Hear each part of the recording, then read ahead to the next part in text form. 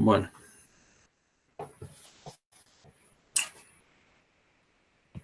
¿Se está viendo una presentación ahí? Sí, sí. Sí, se ve. Sí, ¿y qué se ve? ¿Se ve muy chiquita o ahí se ve muy chiquita? No se ve bien. Se lee bien, sí. ¿Te lo muestra a pantalla completa esto o no? ¿Sí? No, solo el programa, creo. No, pero se ve bien ahí. Sí, se ve bien. Bien. Bueno, mirá vos. ¿Se sigue viendo bien? Ahí no, ahí se ve como muy chico. Ajá. Sí, es muy chico ahí. Estoy jugando, ¿no? Ahora que me deja compartir otras ventanas, estoy jugando. Bueno.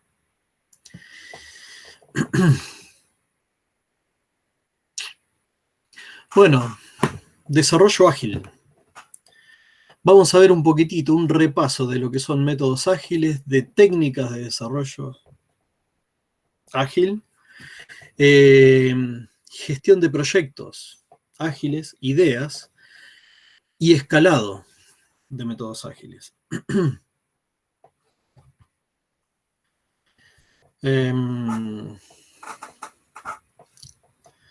A ver, los métodos ágiles tuvieron su origen en la necesidad que impuso el ambiente, es decir, acostumbrados a metodologías muy rígidas de desarrollo, los tiempos de desarrollo, por supuesto, en general, eran excesivos, junto con el presupuesto y demás. Sin embargo, ustedes se darán cuenta, y ya lo habrán escuchado entonces, en Ingeniería 1, y bueno, calculo que en Ingeniería 1 nomás entonces, del porqué de las metodologías ágiles. Y lo que pasó entonces es que el ambiente fue condicionando, el ambiente fue pidiendo desarrollos cada vez adaptados más rápidamente a los cambios que había en ese ambiente y, por supuesto, necesidad de liberar el software a tiempo. Entonces, ya no nos podemos tomar años para desarrollar un software, sino que tenemos que entregar algo funcionando en forma relativamente rápida. Y la idea básicamente de todas estas metodologías ágiles que ustedes pueden llegar a encontrarse es sacar software rápido, es decir, sacar muchas versiones eventualmente, pero yo voy sacando una versión chiquitita, con un poquitito de funcionalidad, es decir, una parte de la solución la saco andando. Le voy agregando mejoras con las sucesivas entregas, pero también le voy agregando funcionalidad. Claro, ustedes piensen, yo entrego un proyecto perfectamente terminado dentro de 2, 3 años, y ese software quizás ya no me sirve para nada, en absoluto, ¿sí? La idea entonces es empezar a entregar cosas más chicas, con menos funcionalidad, pero que además, mientras yo en esos 2 o 3 años que me hubiera tomado desarrollar la aplicación entera, yo quizás le fui agregando la otra funcionalidad que me faltaba y llego a fin de proyecto con el software terminado igualmente, pero con un par de ventajas. Fui resolviendo el problema en partes, ¿sí? Hasta que en algún momento lo resolví completamente, pero además el hecho de ir haciendo pequeñas entregas a lo largo del tiempo me permite ir adaptándome mucho más fácilmente al cambio a lo largo de ese tiempo. Entonces, quizás algunas restricciones nuevas o modificaciones en los requerimientos que me aparecen a los 6 meses de iniciado un proyecto, con un desarrollo ágil yo ya les puedo dar cabida y les puedo dar curso dentro del proyecto. Y estoy adaptando ese software que estoy desarrollando a los cambios mucho más rápidamente. Entonces, ¿sí? Globalmente la idea que tenemos es, no vamos a hacer todo nuestro proceso de software que nos lleve un par de años para desarrollar el software, o 3 años para desarrollarlo al sistema, tenerlo funcionando con un moñito, porque ya no va a servir. Hoy por hoy es así. Vamos a ver algunas salvedades igualmente.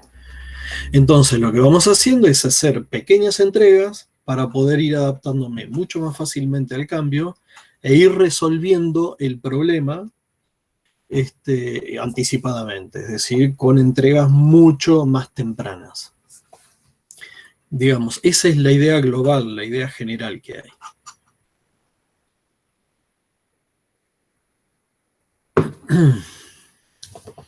Esto implica, entre otras cosas, cuando yo encaro una metodología ágil para fabricar software, implica, entre otras cosas, que tenga que abandonar algunas ideas y algunos productos intermedios como parte de los procesitos de la ingeniería de software que me lleva a hacer una metodología tradicional, una metodología de las convencionales, ¿no?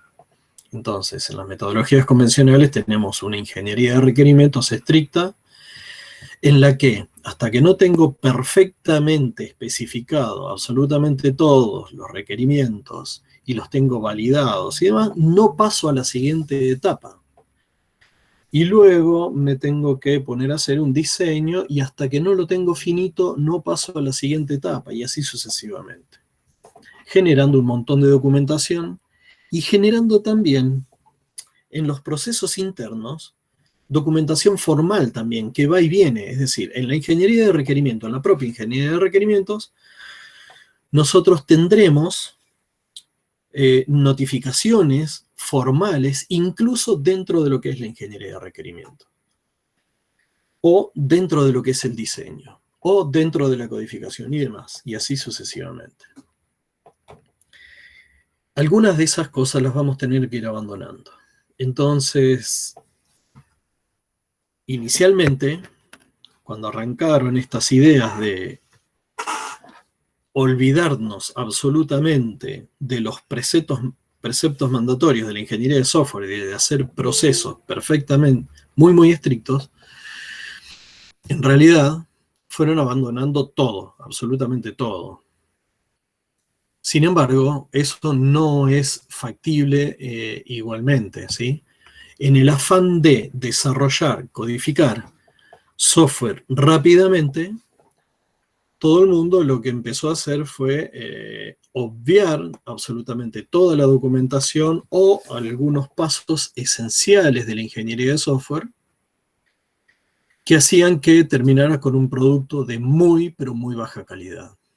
Con lo cual tampoco es bueno sentarse a programar de una, ¿no? Es lo que siempre escucharon.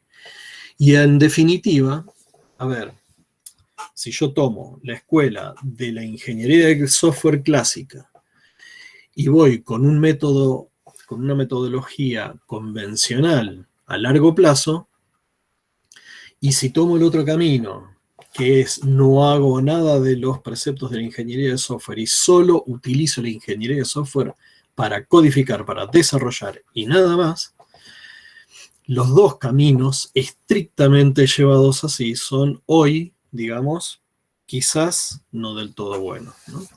Yo me puedo sentar a desarrollar, pero cuando estoy hablando de hacer un programita, no cuando estoy hablando de hacer un sistema. Y me puedo sentar a hacer ingeniería de software en serio, con una metodología convencional, cuando estoy hablando de un proyecto grande, de un proyecto que tiene rigurosos requerimientos de seguridad o hasta de funcionalidad, ¿sí? No para todo producto de software es válida una u otra metodología. Algo de eso vamos a repasar también. Bien, entonces la idea básica es producir software más rápidamente, adaptado a los cambios más rápidamente también. Entonces,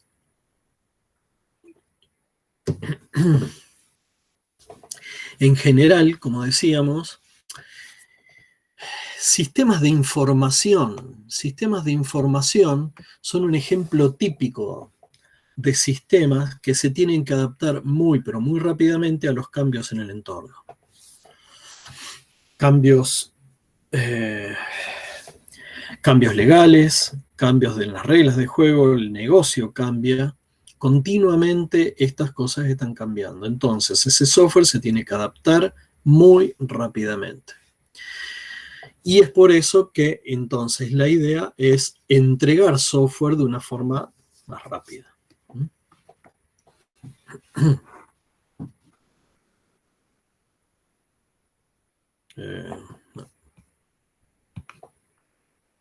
Bien ahí. Bueno, en general, ustedes van a leer que hay varias metodologías ágiles, pero con las características que se van a encontrar en todas ellas es con que los procesos de especificación, diseño e implementación se van intercalando. ¿Sí? Es decir, básicamente, esto es un procesito, esos 3 pasos constituyen las tareas fundamentales de un proceso de desarrollo ágil. Un proceso de software bajo una metodología ágil. Tenemos especificación, diseño, implementación intercalada. Es decir, se van intercalando y en general se desarrolla en incrementos, ¿sí? Se van a encontrar también con documentación pobre, mínima o en algunos casos inclusive inexistente. Se van a encontrar también con que hay uso intensivo de herramientas de soporte en el proceso de desarrollo, es decir, herramientas de software que me ayudan a hacer más rápidamente un software. Entonces es como que me estoy valiendo de capas de software o de utilidades de software que me ayudan a hacer más rápidamente mi software. Eso es una característica también. Y por supuesto, entrega frecuente de nuevas versiones. La idea es ir entregando versiones cada no más de un mes, una cosa por el estilo. Entonces, ustedes piensen en que en un desarrollo planificado, en una metodología convencional, este grafiquito que tenemos arriba, Plan-Based Development, entonces tenemos toda la ingeniería de requerimiento con su procesito interno acá adentro, ¿sí? Sobre la cual puedo seguir trabajando y trabajar y trabajar. En algún momento, cuando tengo todo terminado, lo que decíamos hoy, escribo los requerimientos. Una vez que los tengo terminados a la especificación de requerimientos, recién ahí voy al diseño y a la implementación, etc. Paso a paso. En cambio, en desarrollo ágil tenemos ingeniería de requerimientos, diseño e implementación, ¿sí? Y fíjense que la especificación de los requerimientos, prácticamente lo estamos volando, ¿sí? Está desapareciendo en el desarrollo ágil. Entonces tenemos ingeniería de requerimientos porque algo tenemos que hacer de ingeniería de requerimientos, porque si no, no sabemos lo que tenemos que hacer, básicamente. Y luego simplemente diseñamos e implementamos, ¿no? Entonces, la cosa es bastante más rápida, sobre todo en las primeras etapas, de la ingeniería de software.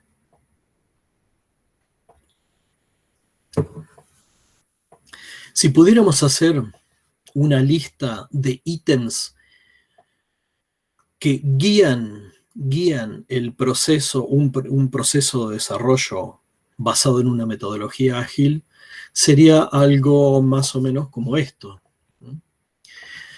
Donde uno de los principios es el involucramiento de los usuarios, de los clientes, ¿sí? El cliente tiene que estar disponible también para trabajar muy cercano al equipo de desarrollo para poder ir priorizando, porque ustedes recuerdan, dijimos, bueno, vamos a hacer entregas parciales y con mucha rapidez. Bueno, el cliente entonces que tenga la posibilidad de elegir qué es lo que le voy a entregar. Es decir, que me pueda priorizar, por ejemplo, las próximas entregas y decir, bueno, ahora me interesa que me vayas solucionando este tema y después este otro. Eso, por ejemplo, es tenerlo involucrado al cliente y lo necesitamos, lo necesitamos. Bueno, entregas incrementales, ¿sí? Es decir, vamos refinando y agregando en cada una de las entregas. Otro principio es gente, no proceso. Es decir, abandonamos la idea del proceso faraónico tipo RUP para desarrollo de software y nos centramos más en la gente. ¿Qué tenemos como recurso? ¿Qué es lo que nos va a llevar adelante? La gente que va a desarrollar. Nuestros expertos, nuestros desarrolladores, diseñadores, ingenieros, el Scrum Master, por ejemplo, también. Entonces, vamos a ver 2 o 3 temitas que tienen que ver con la gente del equipo de desarrollo. Y entonces nuestro foco va a estar, o digamos, una guía no va a ser el proceso de desarrollo, sino vamos a prestar más atención en la gente que tenemos, en sus capacidades técnicas, en sus capacidades con formación de equipo, como para poder hacer desarrollos, más que en el proceso. Por supuesto, es no resistencia al cambio, no nos gustan los cambios. Imaginen ustedes, quizás ustedes ya están un poco más acostumbrados a desarrollar en forma ágil, porque hoy la vida es así, pero los que venimos de una escuela en la que desarrollamos sistemas con procesos tradicionales, sistemas más rígidos, sistemas más restrictivos, con los cuales uno tiene que trabajar con metodologías más bien convencionales, el cambio no nos gustaba demasiado. Igualmente, a un desarrollador hoy que terminó de hacer un programa y que quedó fenómeno, lo testeó y funciona bárbaro, no le va a causar ninguna gracia tener que cambiarlo a los 2 días, ¿no? De todos modos, esa oposición al cambio es una cosa que tenemos que abandonarla y tenemos que, entonces, amigarnos con el cambio. Tenemos que abrazar los cambios, es decir, hacernos amigos. Los cambios son parte esencial de lo que tenemos que hacer como desarrolladores. En nuestro proceso de desarrollo tenemos que tener el cambio como una de nuestras guías a la hora de desarrollar. Ya no nos podemos simplemente parar en la vereda de enfrente y decir, no, esto no lo cambio. Y no, lo siento. Lo vas a tener que cambiar. Porque si no, la solución la van a buscar por otro lado. A ver. Es como pararse, no sé, adelante de un tren, ¿sí? No, pará tren porque yo estoy acá. No. El tren te va a pasar por encima y la solución va a pasar por otro lado. Bueno, siempre que se pueda, hay que mantener la cosa simple, ¿no? No buscar soluciones rebuscadas. Siempre que se pueda, vayamos con manteniendo la simpleza. Entonces, yo no sé si lo tenían presente a esto. Hay un manifiesto para el desarrollo ágil aquí, en agilemanifesto.org lo van a encontrar. Esto es un resumen. Fíjense, todas estas guías y todo lo que vamos a ver y todo lo que ustedes van a ver en las metodologías ágiles pueden, digamos, las pueden incluir dentro de estas guías que tienen acá en este manifiesto. Entonces, dice, estamos descubriendo mejores formas de hacer software, haciéndolo y ayudando a otros a hacerlo. A través de este trabajo, nosotros revalorizamos. Los individuos y las interacciones por sobre los procesos y herramientas. Nosotros valorizamos, entonces, valoramos más los individuos y las interacciones por sobre los procesos y las herramientas. ¿Sí? Agile Manifesto es un manifiesto para las metodologías ágiles. Otro punto. Software operativo por sobre documentación comprensiva. Está bueno, ¿no? Bien. ¿Lo conocían esto?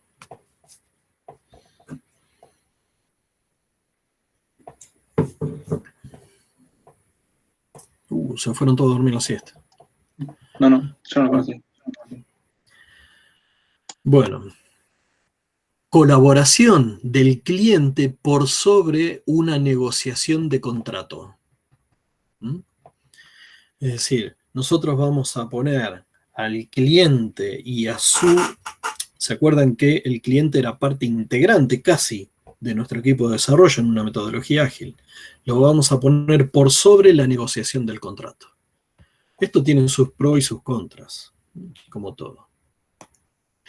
Y respuesta al cambio por sobre seguir un plan. Respuesta al cambio, es decir, ¿ves? Ahí tenés a mi amigo con el cambio, abrazo el cambio.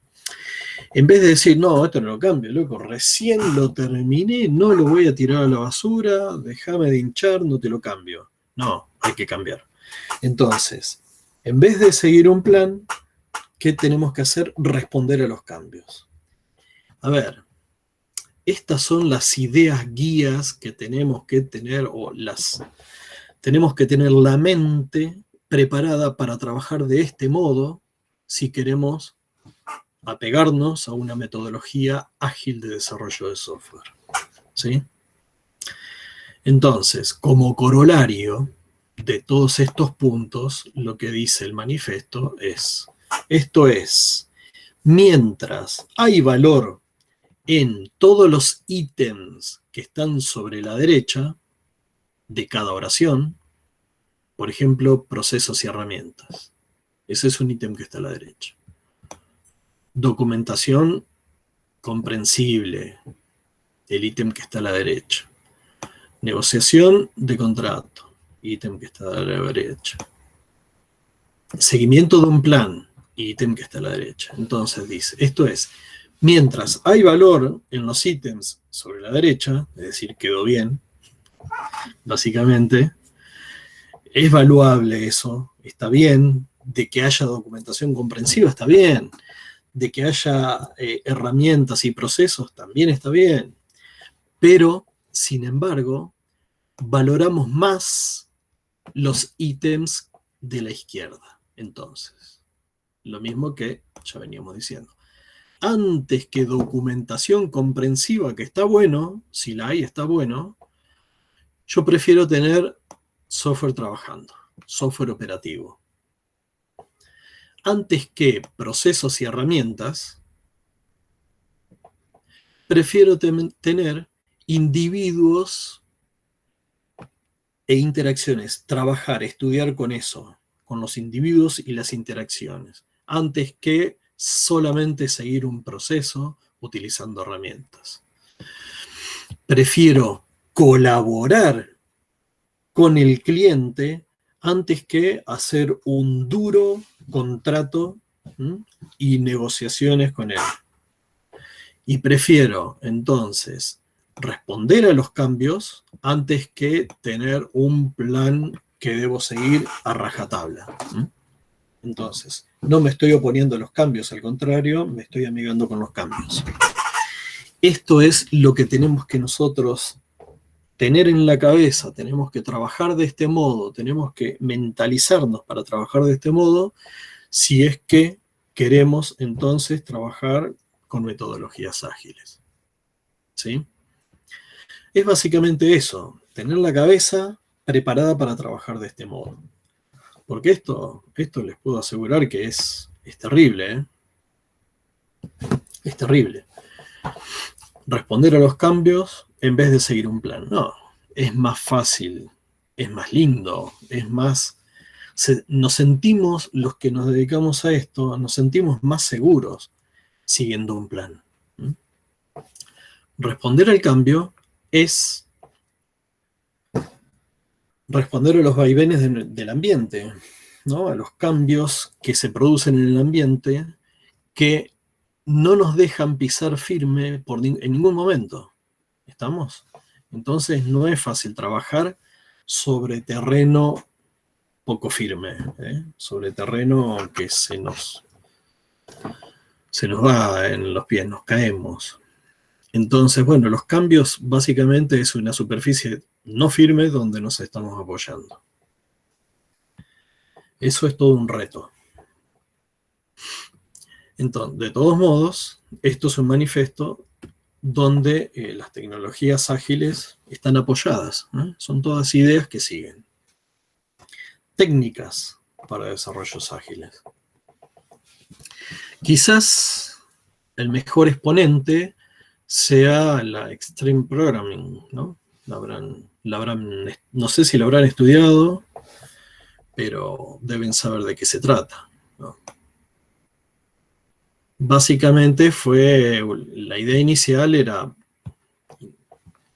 sentarse a programar y sacar todo andando, listo, nada más. A ver, seleccionar las user stories para una nueva release, ¿sí? Esas user stories, que son fichitas, son papelitos, que después hay software también que lo hace, ¿no? Las descomponemos en tareas.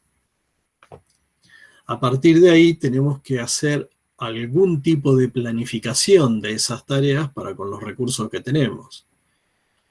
Desarrollar, integrar y testear. Liberamos software. Hacemos una nueva evaluación y volvemos a repetir el ciclo, ¿no? Eso es bajo XP, digamos. ¿Qué pasó acá? Bueno.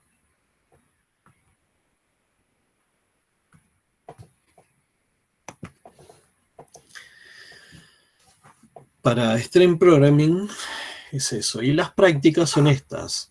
Hay una planificación incremental. Las liberaciones son también chiquititas, ¿sí? Poquita funcionalidad le voy agregando, pero son entregas rápidas con poquita funcionalidad agregada. El diseño es simple y algo importante, estos últimos dos ítems de este cuadrito. Desarrollo previamente testeado, ¿sí? Esto no sé si lo sabían o no, bueno, sépanlo. Entonces, Extreme Programming está basado en desarrollo con el test first, es decir, ustedes escriben primero los casos de testeo y en base a esos casos de testeo después desarrollan, ¿sí? Eso ya te brinda conocimiento. Voy a decir, ¿por qué primero hacer? Tiene sus pros y sus contras también, ¿no? ¿Por qué primero hacer los casos de testeo? Bueno, eso ya te brinda un montón de conocimiento para la hora de desarrollar la funcionalidad que tenés que desarrollar. El armar el caso de testeo. Y además, una vez que terminaste de desarrollar, ya tenés la herramienta para testearlo y te asegurás de que lo vas a hacer, lo vas a testear. Porque si vos desarrollaste y después vas a escribir los casos de testing, es probable que no lo hagas, básicamente. Entonces, la idea acá es, está bien, ustedes piensen que el diseño es relativamente pobre, que los requerimientos son inexistentes o muy pobres, entonces tenemos que tener algún tipo de herramienta en lo que es este proceso de desarrollo ágil que nos ayude a sacar software de algo de calidad, ¿no? Entonces, por ejemplo, una de esas cosas es desarrollo con test first. El refactoring. El refactoring saben lo que es el refactoring, ¿sí?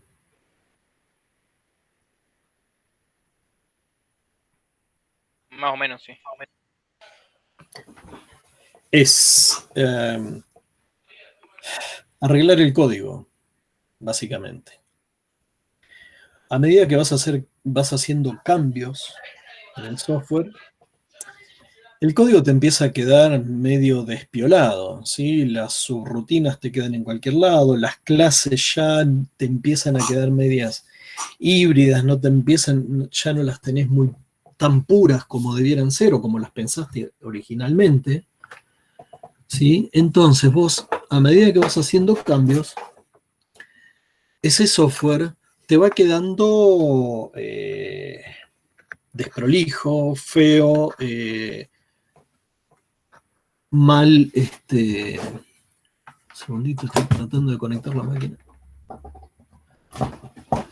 Mal estructurado, te va quedando mal, feo, despiolado o el sinónimo que le quieran poner. Entonces el refactoring es decir, bueno, no, che, mira, esto está muy feo, es muy difícil de mantener, ese es un problema que te da. Los cambios sucesivos en el software lo que hacen es que el software se te empieza a desestructurar, te queda tan feo que después es muy difícil de mantener.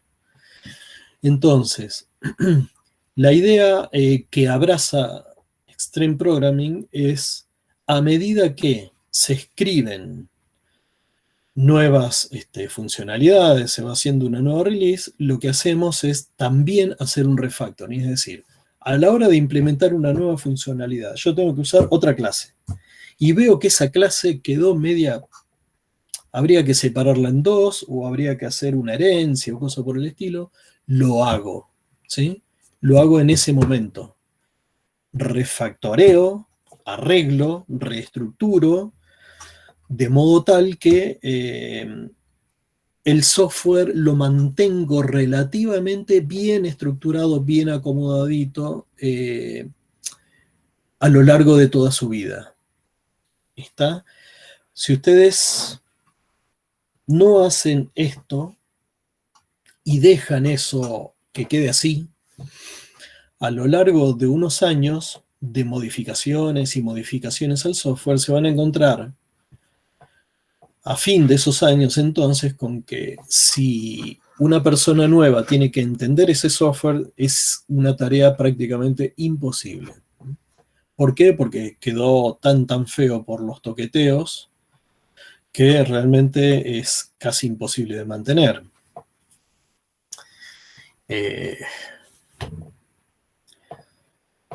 No sé si les habrá pasado, pero en sistemas relativamente grandes puede llegar a ser un problema bastante complicado.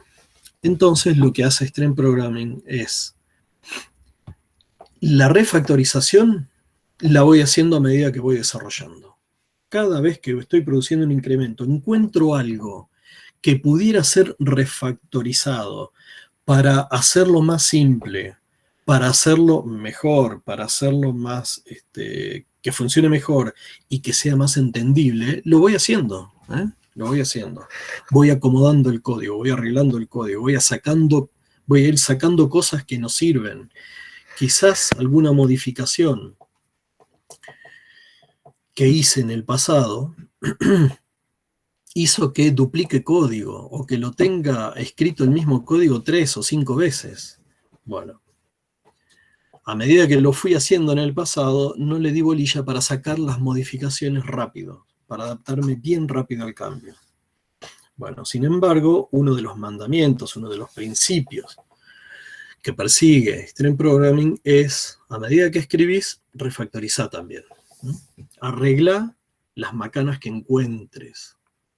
¿Encontrás algo que vos decís, che, eso está feo o está mal?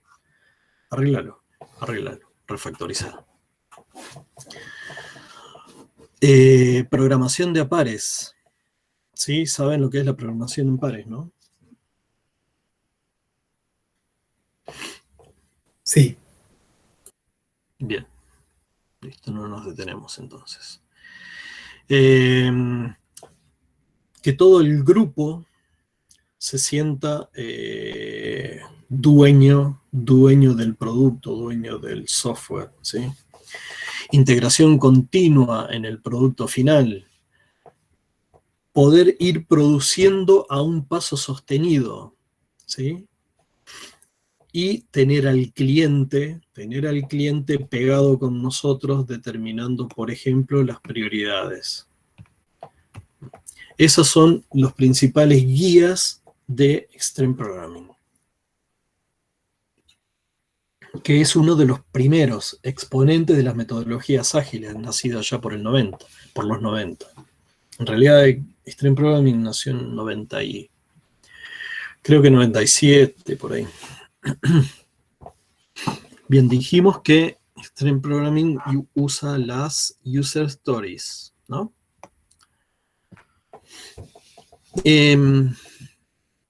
Es el equivalente a un escenario de uso que puede experimentar un usuario del sistema. Una User Story. Y es un requerimiento que se escribe en una tarjeta, en una Story Card. Y luego esa Story Card se descompone en tareas. Es fácil involucrar a los usuarios en esta tarea de la confección de las User Stories y de las tareas luego. En realidad es parte del equipo lo de las tareas, ¿no? Pero las User Stories, entonces, es fácil involucrar a los usuarios, sin embargo, lo que tiene en contra es que no puedo asegurar la completitud. ¿Completitud de qué? Del requerimiento. Recuerden que las metodologías ágiles usan estas User Stories a modo de requerimiento. Sin embargo, los requerimientos, como lo conocemos nosotros formalmente, es una escritura larga, tediosa, intensiva, en la cual intentamos ser bastante precisos. Recuerden el ejercicio que hicieron con Cintia. Y tratamos de lograr la mayor precisión, y eso realmente lleva tiempo, lleva mucho tiempo. Si no, fíjense los resultados de lo que hicieron con Cintia. Si lo quieren hacer bien, lleva mucho tiempo.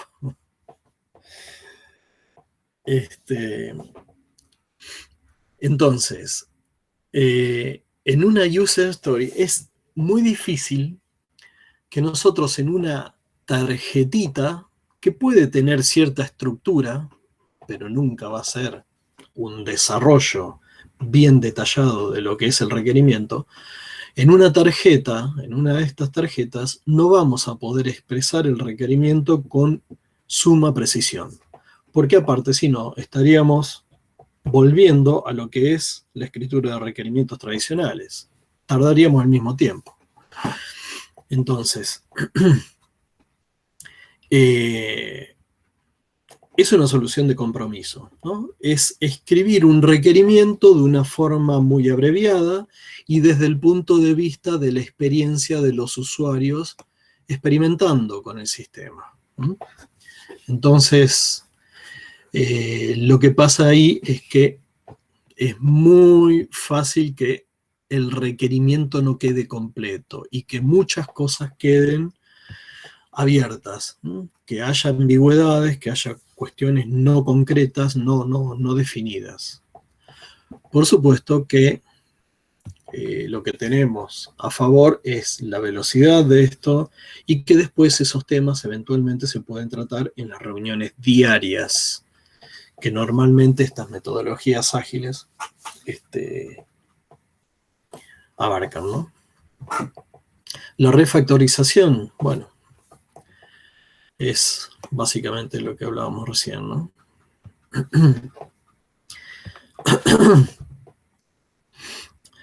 La idea del desarrollo con testeo previo es esta, ¿no? Como dijimos. Primero escribo los testeos, los casos de testing. Entonces, con eso yo ya estoy ganando. A ver, para poder escribir los casos de testeo tuve que estudiar el problema y pensar en una solución. Eso me lleva a pensar los casos de testing, ¿sí? Los casos de testing quizás Lo que no tengo resuelto en ese momento es el algoritmo interno que me resuelve el problemita ese. Pero tengo que saber cuáles son las entradas y tengo que tener una idea de cuáles van a ser las salidas en función de esas entradas. Eso lo tengo que conocer. Entonces ya gano mucho conocimiento previo del problema que tengo que resolver. Con ese conocimiento previo y con el caso de testeo escrito, entonces ya es mucho más fácil escribir la solución, y no solo es más fácil, sino que es más fácil hacerlo correctamente. Es decir, el resultado que obtengo sin hacer esta preingeniería del caso de testeo previo, al escribir la solución, la funcionalidad, si yo no hago eso previo, es probable que me salga con una calidad mucho menor que habiendo hecho los casos de testeo previo o escribiendo el testing previo. Es decir, si antes hice el testeo y después el caso de testing y luego desarrollo, es muy probable que una vez que desarrolle, ese modulito quede prácticamente listo para usar. De otra forma es muy difícil. Las características de este desarrollo con testeo previo, bueno, por supuesto, primero testear y después desarrollar. Después, el desarrollo de los test incrementales a partir de escenarios también. Usamos escenarios para para hacernos de conocimiento y desarrollar los casos de testing incrementales. Involucramiento del usuario en el desarrollo y validación del test. Acá también necesitamos del usuario, no solo para que nos priorice, sino para eventualmente, ustedes piensen que estos testeos son una forma de validación, y para la validación es fundamental el rol del usuario. Tenerlo involucrado el usuario. Por supuesto que hay uso de frameworks automatizados para hacer testing. No sé si habrán utilizado alguno, pero existen. Luego, no me acuerdo si está acá.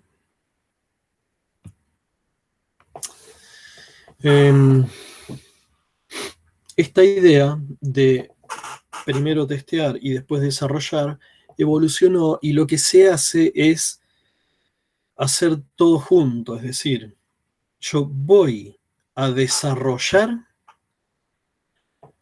se llama Test Driven Development. Entonces, voy a hacer un desarrollo dirigido, direccionado, orientado por el testeo, ¿sí? Es decir, voy armando el testeo, pero a la vez que escribo el testeo, voy desarrollando la solución también. Eso evolucionó, digamos, y no son solamente teorías, hay implementaciones, hay frameworks que nos permiten trabajar de este modo. Quizás no es de lo más común, porque es mucho más tedioso, por supuesto, pero una vez que, contado por gente que trabajó con esto,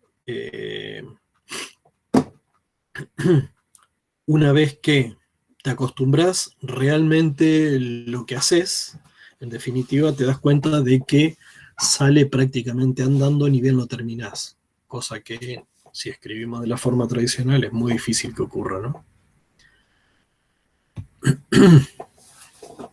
Bueno, esto ya me dijeron que saben lo que es. Repasamos las ventajas, si quieren.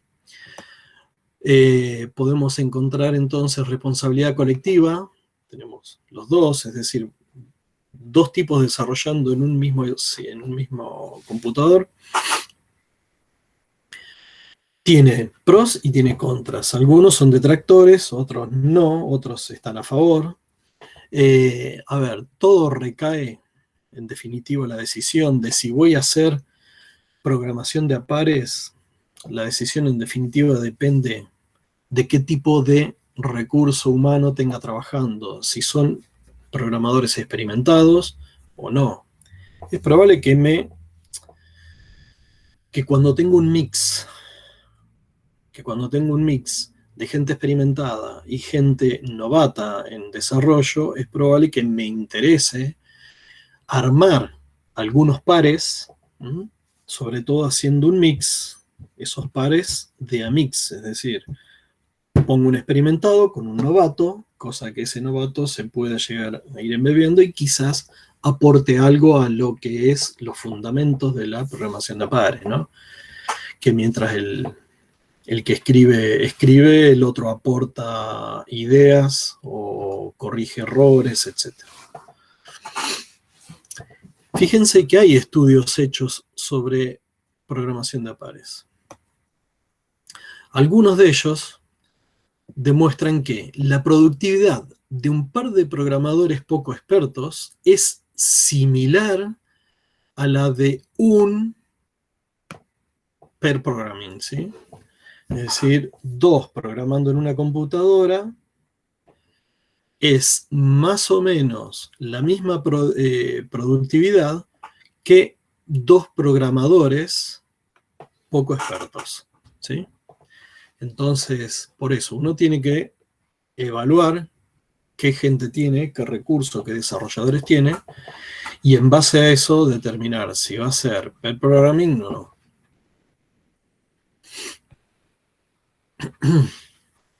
Gestión de proyectos ágiles. Y sí, también hay que hacer gestión de proyectos. A ver, las metodologías ágiles nacieron por necesidad operativa del ambiente. Y por ser eso simplemente ágiles, básicamente no tienen administración.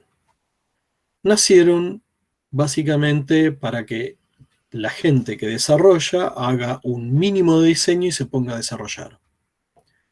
Toma algún que otro requerimiento de algún modo, vagamente diseña y desarrolla. Después repite y va entregando software rápidamente. Entonces, estamos hablando de proyectos, ¿sí? Estamos hablando de todo lo que hay alrededor de la construcción de software, alrededor del proceso de desarrollo de software. A ver, de conseguir los recursos humanos, de conseguir los recursos económicos, de negociar el tiempo, de negociar la funcionalidad que va a tener el sistema o no, cuál va a ser el alcance, todo ese tipo de cosas que hacen a proyecto, no a proceso de desarrollo. Entonces, los métodos ágiles originalmente no tienen administración. Y realmente hacer software, encarar un proyecto de software, que es para hacer software, sin hacer administración es difícil. Algo de administración tenemos que tener. No queda otra. Lamentablemente, por más que queramos hacer software y nada más que software, nos tenemos que dedicar a hacer administración. Che, ¿cuánto te salió este software? Y no sé. Y bueno, necesitaste administración para poder determinar cuáles fueron tus costos de desarrollo. No podés no saber cuánto te salió hacer un software determinado, ¿sí? Es decir, sentarte a programar y después salir y lo vendés. No, yo tengo que saber.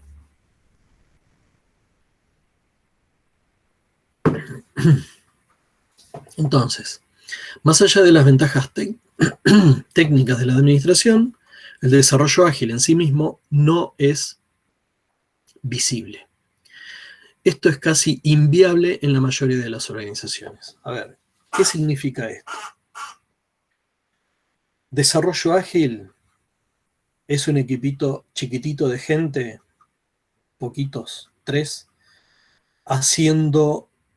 tomando requerimientos, analizándolos un poquitito, haciendo algo de diseño e implementando. Y nada más. Piensen si no hay administración. Si no hay administración, ¿qué pasa? Se termina ese productito, se termina el productito que este equipo desarrolló, y lo van a usar los usuarios destino de esa aplicación. Ahora, para la organización en la que está embebido a ese equipo de gente, para la cual se desarrolló ese software y demás, para el conjunto de la organización, ese software pasó inadvertido. A lo largo, después de un tiempo te van a decir, ¿a qué se dedica ese grupo de gente, esos 3 pibes que están ahí? ¿A qué se dedican? Y nadie sabe muy bien.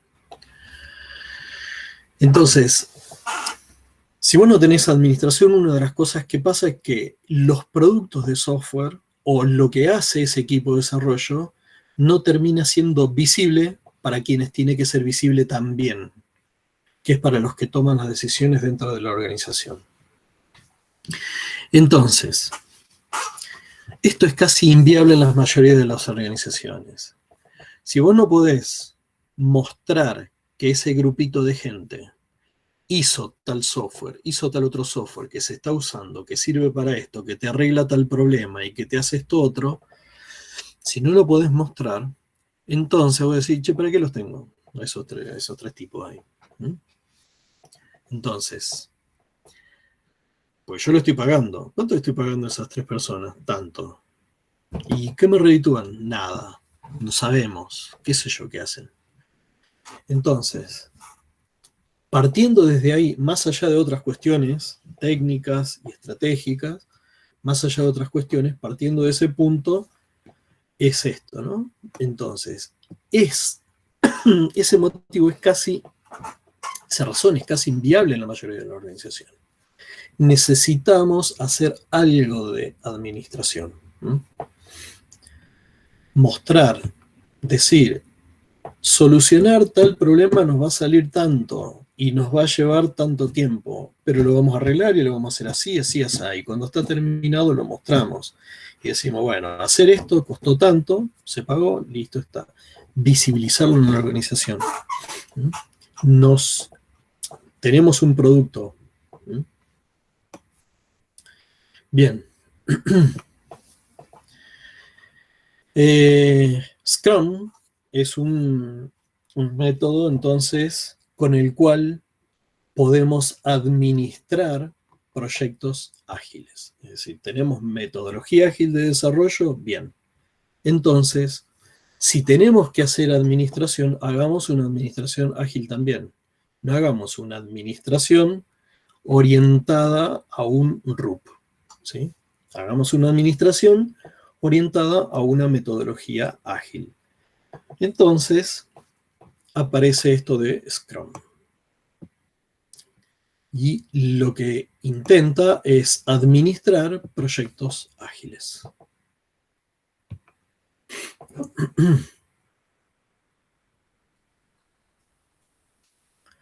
Claro.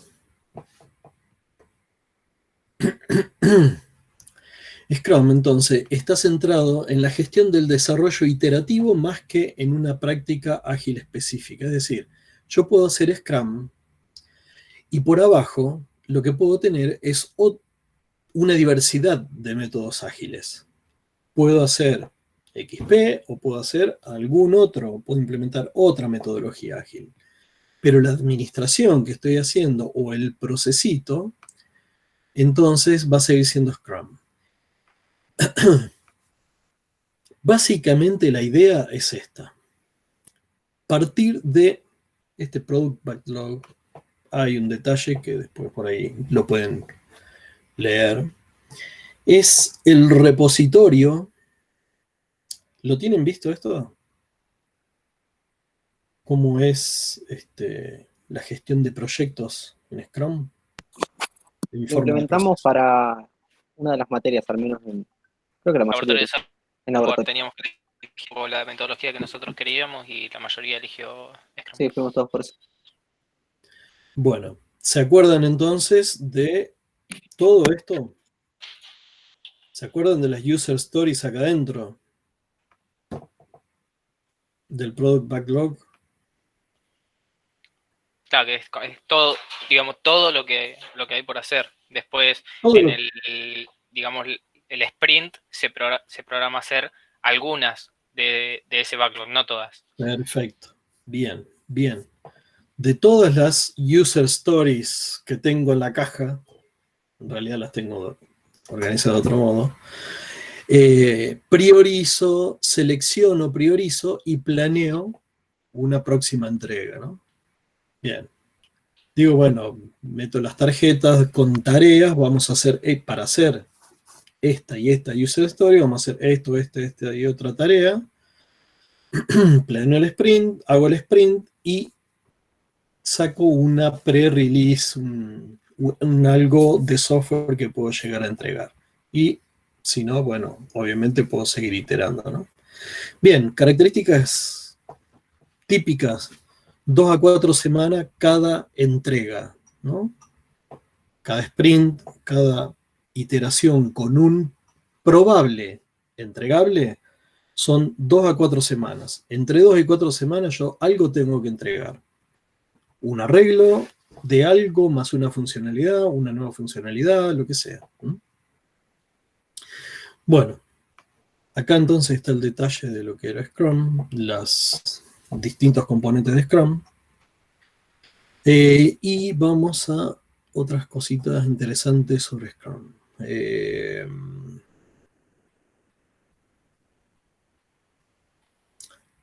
El rol de esta persona del equipo de trabajo de Scrum, supongo que lo tendrán visto, ¿no? El Project Manager es el Scrum Master.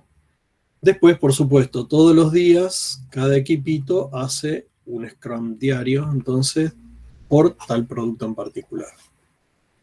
Beneficios de Scrum. El producto es descompuesto en un conjunto de partes mejorando comprensión y administración. Los requerimientos poco sólidos no prosperan. ¿Qué pasa? Yo agarro una user story, no se entiende nada, o se entiende algo, pero es muy vago lo que se pretende, entonces simplemente se descarta. Se descarta o se pone en un lugar para averiguar de qué se trata eso, ¿no? Entonces, yo voy a tomar de ese product backlog las user stories que realmente son consistentes, ¿sí? Las que son concretas. Todo el equipo puede estar enterado de lo que hace todo el equipo en una forma global, no en detalle. Los clientes tienen entregas parciales rápidamente, con lo cual enseguida nos pueden decir, imagínense, cada 3 semanas en promedio nos pueden decir, che, esto que me arreglaste está bueno, esta otra cosita que agregaste hay que tocarle tal cosa porque no funciona bien. Ese feedback que nos puede proveer el usuario es importantísimo. Y también puede ser adaptación al cambio, ¿no? Y esto es fundamental. Mejor relación de confianza entre el equipo de desarrollo y el cliente. Crea una sinergia, crea una positividad acerca del proyecto que lo hacen tener mucho más chances de ser airoso, ¿no? De salir, de que el proyecto termine bien. Bueno, puede haber Scrum distribuido. Hoy no es necesario que todo sea local. Obviamente Scrum nació para equipos pequeños de trabajo. Sin embargo, se pudo, digamos, tranquilamente, se puede distribuir y hoy en la virtualidad se puede trabajar tranquilamente y hacer Scrum. Ups.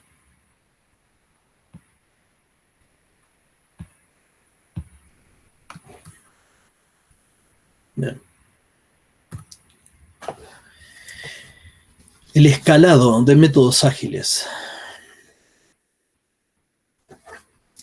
Bien, a ver, los métodos ágiles normalmente fueron adoptados por empresas chicas en las cuales había que hacer desarrollos relativamente pequeños, o para cualquier tipo de empresa, pero cuando uno tiene que encarar un desarrollo entre mediano y pequeño, no para grandes desarrollos. Para ellos, para ellos nació entonces las metodologías ágiles. El tema es que estas metodologías ágiles no son inicialmente bienvenidas en organizaciones grandes o para proyectos grandes de desarrollo de software. Tampoco es aconsejable utilizar una metodología ágil en cierto tipo de sistemas, qué sé yo, por ejemplo, acá dice, para software empotrado o aplicaciones grandes y complejas, ustedes no van a usar una metodología ágil. Cuando ustedes tienen que hacer el software para guiar un módulo que va a aterrizar en Marte, no van a hacer stream programming. Es poco probable que lo hagan. Van a trabajar de otro modo. Ese software tiene que salir casi perfecto. Entonces, en aplicaciones grandes y complejas o en software empotrado, es normalmente utilizado metodologías no ágiles, convencionales. En organizaciones relativamente grandes, normalmente los desarrollos, los proyectos de software requieren de algún tipo de contrato, algún tipo de reglamento, digamos, o de escritura donde quede perfectamente definido qué es lo que se va a hacer, quién lo va a hacer, cuánto va a costar, tiempos y demás. Y esos contratos normalmente no van con las metodologías ágiles. Recuerden que originalmente las metodologías ágiles no tienen administración. Esto es administración neta. Entonces, en una organización grande que necesite un software, vos se lo tenés que poder, si se lo vas a producir, si se lo vas a desarrollar, tenés que firmar un contrato, tenés que hacer administración, no te queda otra. No, porque yo hago, ¿cómo es? Scrum y adentro hago stream programming y no voy a hacer contrato. Pagame así, dame la plata en mano. No. Es difícil que una empresa grande vos puedas ir y decirle cómo venderle caramelos a un chico en la calle. Tiene que haber un contrato donde las responsabilidades queden bien definidas también.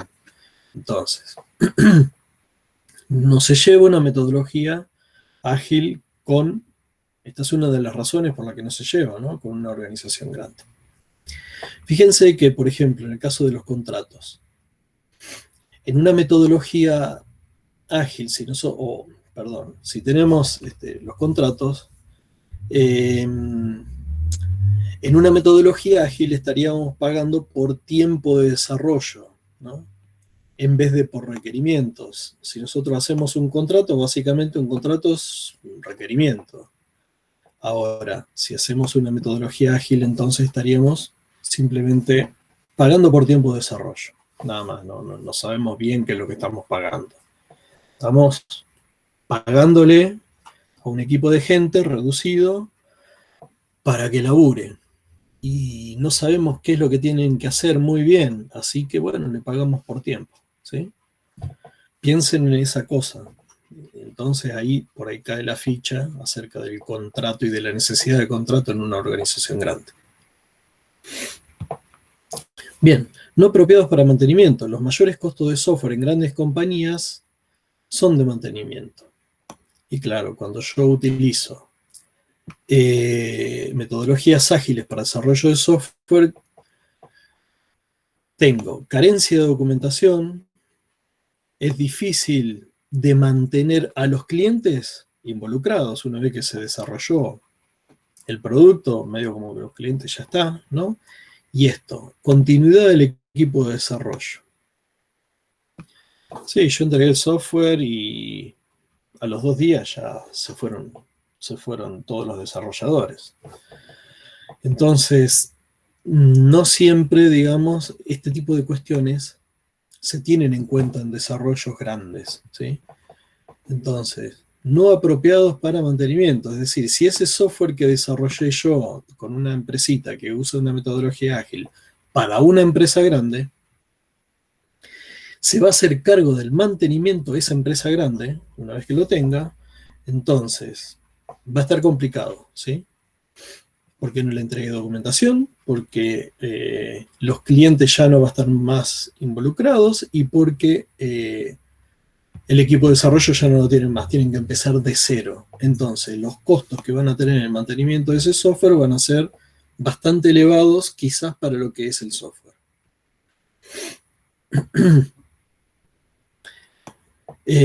Por supuesto que es mejor entonces para equipos de trabajo locales. Es mejor, se puede hacer distribuido, pero es mejor para equipos de trabajo locales. Bien.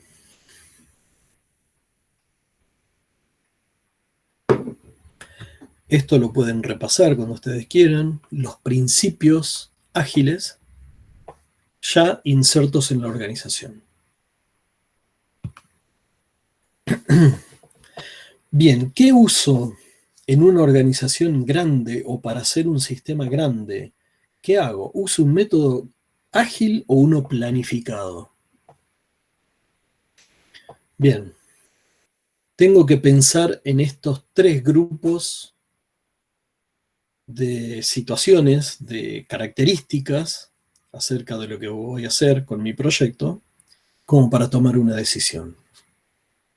Acerca del sistema, qué tipo de sistema va a ser, cuál va a ser su vida útil, es decir, hasta cuándo se va a extender, cuánto tiempo va a vivir, hasta dónde va a abarcar, ¿sí? Hasta dónde va a escalar, va a llegar hasta, digamos, los límites de la organización, se va a usar más allá, otras regulaciones acerca del sistema, acerca del equipo de desarrollo, temas que tienen que ver con la tecnología, la conocen, la dominan, la tenemos disponible o no.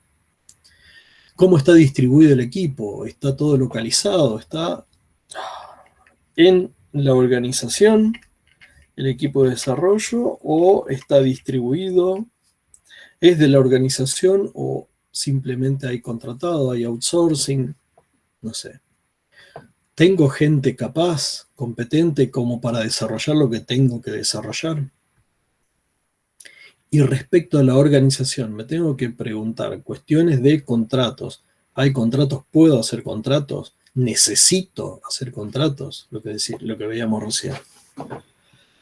Las entregas del software, ¿cómo van a ser? ¿La necesito una sola vez al final porque es un software de tales características o es un software que necesito que se entregue parcialmente? Recuerden que si necesito entregas parciales porque necesito empezar a resolver rápido el problema, voy a tener que optar por algo ágil seguramente, ¿no? Ahora, si al sistema yo lo puedo esperar un determinado tiempo, bueno, quizás me pueda ir por una metodología planificada. La cultura de la organización. Todos estos factores que después van a poder leerlos en el libro o aquí mismo, algunas cuestiones de esta, son cuestiones que tenemos que considerar dentro de una organización grande o a la hora de hacer un sistema grande. ¿Uso un método ágil o uno planificado? Bueno, pensemos en todo esto.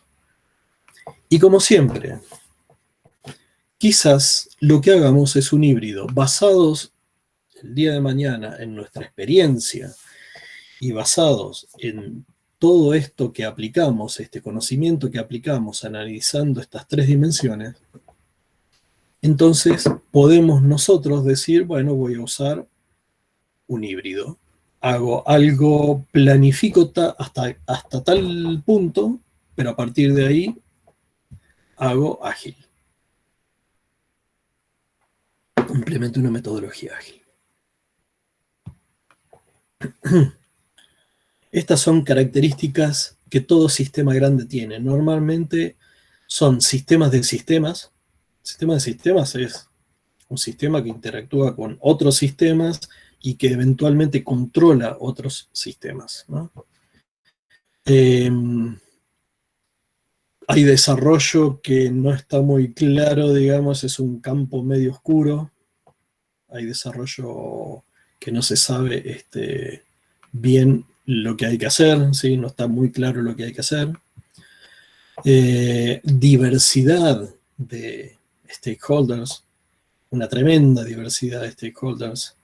Hay restricciones regulatorias, leyes, ordenanzas, un montón de reglamentos, cosas que rigen el funcionamiento de un sistema de estos. Normalmente hay muchas restricciones de este tipo.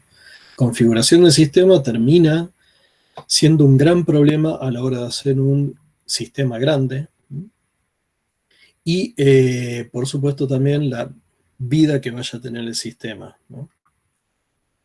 A ver.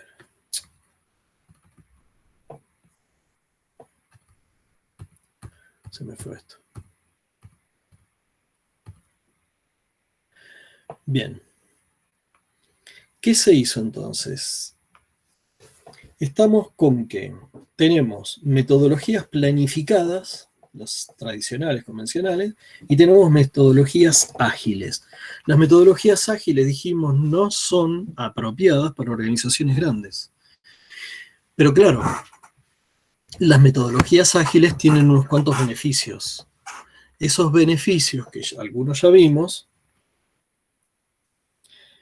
los quisieron aprovechar organizaciones grandes para hacer software grande. Entonces lo que hicieron fue adaptar y hacer soluciones híbridas. Entonces, terminan adaptando metodologías ágiles en un entorno de planificación. Entonces, por ejemplo, lo que hizo la gente de ASM para armar el ASM de IBM toma un desarrollo ágil como corazón de su forma de desarrollo. Pero le pone una capa de entregas disciplinadas, entregas disciplinadas de software. Y además le agrega otra capa más, donde lo que hace es escalarlo, es decir, hacerlo visible y llevarlo a su dominio, es decir, meterle un poco más de administración en forma planificada.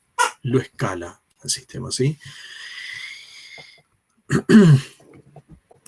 Entonces, otro es Scrum adaptado o múltiple Scrum, distintos equipos haciendo Scrum y todos ellos unificados en un Scrum de Scrum, básicamente, ¿no?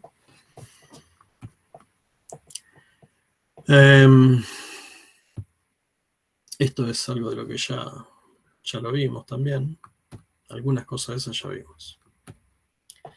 Bueno, quería hacer un repaso de las metodologías ágiles, porque normalmente algunos conceptos de esos seguro que ya los habían visto, me los dijeron, pero algunas ideas atrás del desarrollo ágil no estaban. Por ejemplo, esto del escalado de metodologías ágiles a sistemas grandes o a organizaciones grandes, hay entonces metodologías híbridas que escalaron una metodología ágil a una metodología híbrida planificada para sistemas grandes.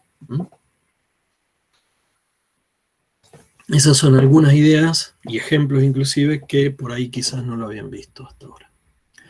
Bueno, quería mostrarle básicamente esto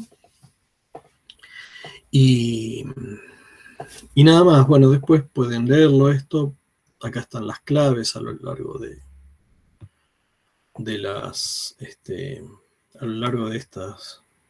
esta presentación.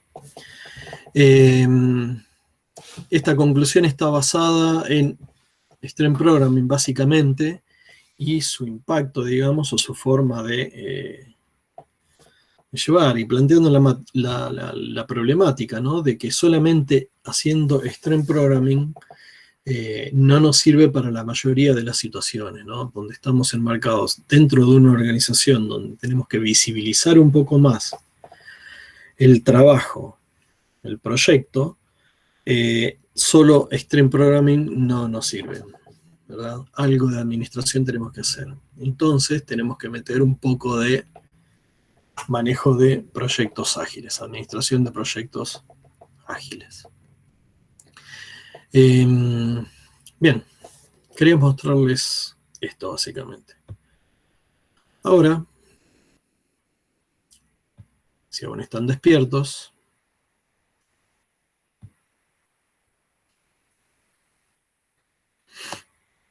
sí. ¿Quién quiere preguntar algo? ¿Quién quiere decir algo?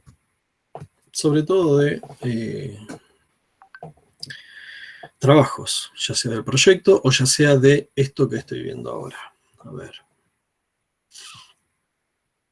Gonzalo, vos no subiste ni siquiera el título de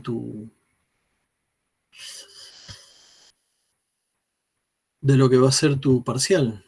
¿Puede ser? ¿O yo estoy viendo mal, Cintia? Gonzalo me lo envió al correo porque no lo pudo subir en la plataforma. Igual bueno. que Facundo, si no me equivoco, Sí, él no, no Facundo después te comento, está complicado lo de Facundo. Ok, Bueno. bien. Pero sí, Bueno. me lo envió al correo electrónico, Gonzalo. Vos lo vas a meter acá, perfecto. Sí, yo lo subo. Bien. Bueno, gente, y esto acá, ¿se puede ir leyendo ya? Yo vi que, a ver, por ejemplo, acá hay algo escrito. Esa era la primera parte, profe, está flojísimo. Es muy primera parte. Bueno, si alguien quiere escribir entonces el abstract en inglés o todo el artículo en inglés, fenómeno, pero no es obligatorio, recuerden. A ver, ciberseguridad. En ese solo escribí la introducción de lo que subí. Claro, falta el abstract, las keywords. Y, sí, el abstract lo voy a poner al final, bien al final. Sí, sí. A ver, es conveniente el abstract de hacerlo al final, está bien, está bárbaro. Pero sí está bueno tener una idea de lo que vamos a escribir. Que ustedes se hagan un índice, por lo menos mental, de cómo van a encarar la escritura de esto. Y una vez que lo terminaron de escribir, aunque sea una primera versión, recién ahí arman el abstract. ¿Sí? Agregale una dirección de correo ahí al Alejandro Agustín Álvarez. Ok.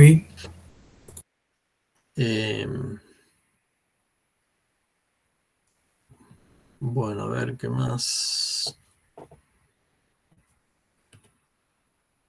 ¿Cómo saco esto de acá?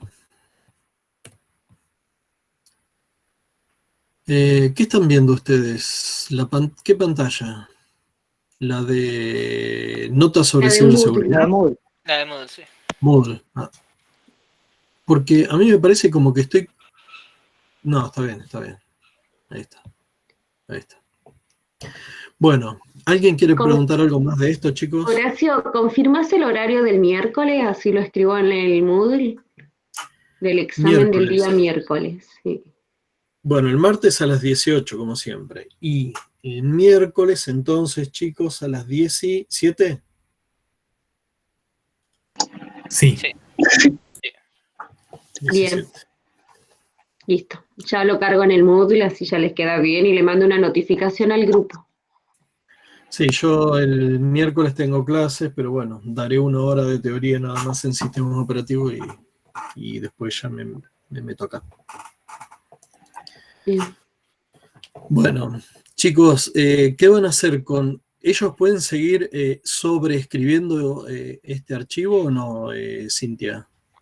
No, en la plataforma no es a los efectos de ir presentando, pero podemos ir marcando ya o sea, yo le dejé habilitado ya directamente para que suban en la presentación del día del examen.